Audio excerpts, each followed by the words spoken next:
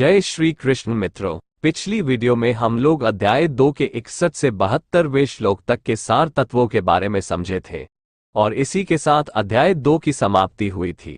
अब श्री भगवद गीता के अध्याय 3 के श्लोक 1 और उसके आगे के श्लोकों में भगवान श्री कृष्ण क्या कहते हैं ये देखेंगे।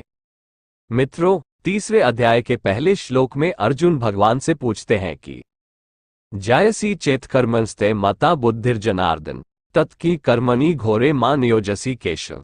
अर्जुन पूछते हैं कि हे जनार्दन, यदि आपको कर्म की अपेक्षा ज्ञान श्रेष्ठ मान्य है तो फिर हे केशव, मुझे भयंकर कर्म में क्यों लगाते हैं।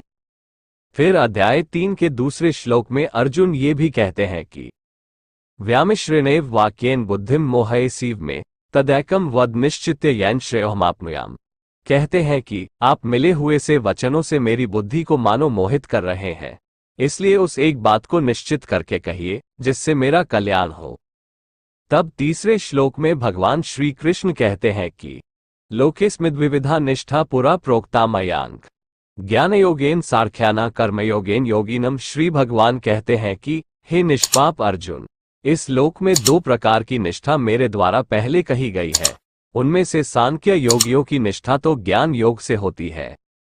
निष्ठा का मतलब है मानव के मन का झुकाव या जिसमें वह एकनिष्ठ भाव से जी रहा हो और अपने उस निष्ठा के उच्चतम स्थिति में हो, मतलब साधना की परिपक्व अवस्था अर्थात पराकाष्ठा का नाम निष्ठा है। और ज्ञान योग में निष्ठा का मतलब है कि माया से उत्पन्न हुए संपूर्ण गुण का मतलब मन और इंद्रियों के स्वभाव जो भगवान की माया से प्रेरित हुए अपने अपने स्वभाव में ही रहते हैं, उनको उनके स्वभाव में काम करते हुए सिर्फ देखना लेकिन उनमें रमना नहीं, और उसमें स्वयं के कर्तापन को ना देखते हुए मैं कुछ नहीं कर रहा हूं, सब इंद्रियां अपने अपने स्वभाव के अनुसार अपना अपना काम कर रही हैं, ऐसा समझते हुए भगवान में अनन्य भाव से स्थित रहना होता है। गुण ही गुणों में बरतते हैं ऐसे समझकर तथा मन, इंद्रिय और शरीर द्वारा होने वाली संपूर्ण क्रियाओं में कर्तापन के अभिमान से रहित होकर सर्वव्यापी सच्चिदानंद घन परमात्मा में एक ही भाव से स्थित रहने का नाम ज्ञान योग है। और इसी को संन्यास योग, सांख्य योग आदि नामों से कहा गया है। और इसके अतिरिक्त अन्य योगियों की निष्ठा कर्मयोग से भी होती है। कर्मों के फल और कर्मों में आसक्ति को त्याग कर भगवदाज्ञानुसार केवल भगवदर्थ समत्व बुद्धि से कर्म करने का नाम निष्काम कर्मयोग है। इसी को समत्व योग, बुद्धि योग, कर्मयोग, तदर्थ कर्म, मदर्थ कर्म, मत कर्म आदि नामों से कहा गया है।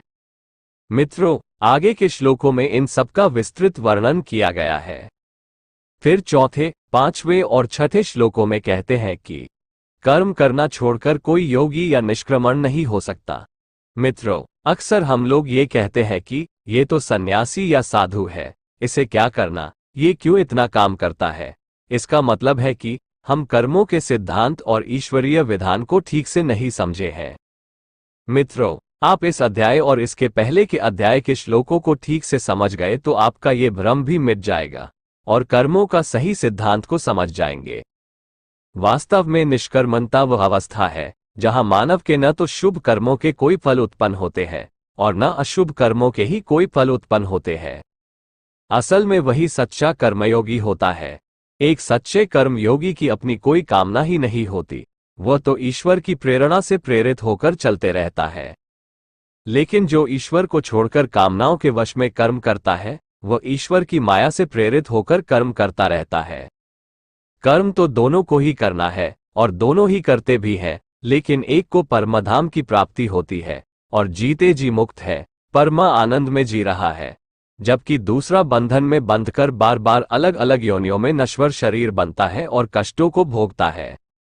ऐसा नहीं कि सांख्य योग या कर्म योग में स्थित लोगों को कष्ट नहीं होगा या नहीं हुआ है, परंतु उन्हें वह ज्ञान और शक्ति प्राप्त हुई होती है जिससे वे कष्ट की स्थिति में भी मौज में रहते हैं, और उनको अंत समय में कुछ शारीरिक कष्ट हुआ भी तो ये कष्ट अंतिम होता है। कर्म योग के संबंध में एक अच्छा उदाहरण है स्वामी नित्यानंद महाराज का। मुंबई से कुछ 80 किलोमीटर की दूरी पर गणेशपुरी नाम का एक गांव है जहां नित्यानंद महाराज का आश्रम है।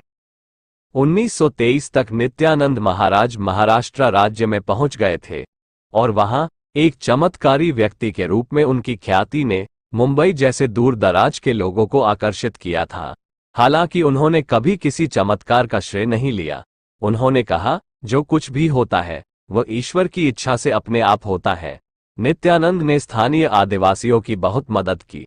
नित्यानंद ने एक स्कूल की स्थापना की जहां उन्होंने छात्रों के लिए भोजन और कपड़े उपलब्ध कराए। ऐसे नित्यानंद बाबा के संबंध में एक वृत्तांत मिलता है कि एक दिन सुबह शौच को जाते समय शौच से लौट रही महिला के स्तन को जोर से दांतों से काट लिया था और इतना जोर से काटा कि उस महिला के स्तन से मांस का टुकड़ा निकाल लिया था। बस क्या था, महिला ने चिल्लाकर घर वालों को बात बताई और सब पहुंचकर नित्यानंद बाबा की धुलाई करने लगे। बाबा ने कोई प्रतिकार या बचाव की कोशिश तक नहीं की। तब किसी बुजुर्ग ने सबको रोका और कहा कि इससे पूछो कि ऐसा क्यों किया। पूछने पर बाबा ने बताया कि मालूम नहीं। जब 9 महीनों बाद उस महिला को बालक हुआ और वह जीवित रह गया तो सबको समझ में आई बाबा की लीला और सब बाबा से माफी मांगने बाबा के पास पहुंचे। बाबा बोलते बहुत कम थे लेकिन हाथ उठाकर आशीर्वाद दिया। दरअसल उस महिला ने 7 बच्चों को जन्म दिया था, लेकिन बच्चे जन्म लेते ही थोड़ी देर बाद मर जाते थे। कहा जाता है कि उस महिला के स्तन में कोई ग्रंथि थी जिससे दूध पीते ही बच्चा मर जाता था। बाबा ने वो विष ग्रंथि निकाल दी जिससे अब की बार बच्चा जीवित रह गया। ये घटना बाबा के समता का प्रतीक था। पीटाई हुई तब भी कोई भाव नहीं, स्तन काटा तब भी कोई भाव नहीं। तो मित्रों, भगवान कहते हैं कि मनुष्य न तो कर्मों का आरंभ किए बिना निष्कर्मता के अवस्था में पहुंचता है और न कर्मों के केवल त्याग मात्र से सिद्धि यानी सांख्य निष्ठा को ही प्राप्त होता है। मैं सन्यासी हूं, मुझे यह नहीं करना चाहिए इसलिए नहीं करूंगा, ऐसा सोच तो लिया लेकिन अंदर से उसकी कामना नहीं गई तो कुछ फायदा नहीं।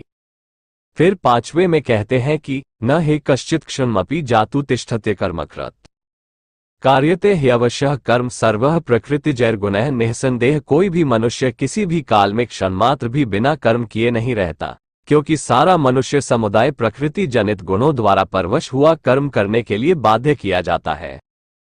फिर 6ठे श्लोक में कहते हैं कि कर्मेन्द्रियाणि संयम्य य आस्ते मनसा स्मरन् इंद्रियार्थान्विमुआमा मिथ्याचारः स उच्यते, यानी कि जो मूढ़ बुद्धि मनुष्य समस्त इंद्रियों को हठपूर्वक ऊपर से रोककर मन से उन इंद्रियों के विषयों का चिंतन करता रहता है वह मिथ्याचारी अर्थात दंभी कहा जाता है। मित्रों, देखिए, जो लोग ऊपर से केवल दिखावे के लिए बलपूर्वक इंद्रियों के विषयों को रोककर रखा है लेकिन अंदर से उन इंद्रियों के विषयों की कामना रखता है, ऐसे लोगों को ढोंगी, मिथ्याचारी और दंभी कहा है। मित्रों, आज हम लोग श्री गीता के अध्याय 3 के श्लोक 1 से लेकर 6 तक के श्लोकों के सार अर्थों को समझे। अगली वीडियो में अध्याय 3 के श्लोक 7 से आगे के श्लोकों में भगवान क्या कहते हैं ये समझेंगे। मित्रों, अगर आप आत्मज्ञान प्राप्त करने के जिज्ञासु हैं तो इसी चैनल पर मेरी आध्यात्मिक यात्रा नाम से एक प्लेलिस्ट है जिसमें मुझे आत्मज्ञान कैसे प्राप्त हुआ इस विषय पर मेरी आध्यात्मिक आत्मकथा है, जिसमें बिना किसी मिलावट या बनावट के आध्यात्मिक अनुभवों का वर्णन किया गया है, जिससे बहुत कुछ ज्ञान मिलेगा आपको। आप उसे भी देख सकते हैं। दोस्तों, अगर आत्मा, परमात्मा या आत्मा साक्षात्कार के संबंध में आपकी कोई जिज्ञासा या विचार हो तो कमेंट कर जरूर बताइए। वीडियो को लाइक, शेयर और चैनल को सब्सक्राइब जरूर कर लीजिएगा। इस चैनल से आपको बिना बनावट के सही और सटीक ज्ञान वाली वीडियो मिलती है। मित्रों, अगली वीडियो में और भी बहुत से महत्वपूर्ण तत्व दर्शन है, जिन्हें समझकर आप इस संसार के बहुत से द्वंद्वों को अच्छी तरह समझ सकेंगे और जीवन में सही मार्ग का निर्धारण करने में सक्षम होंगे। धन्यवाद। शुभम अस्तु।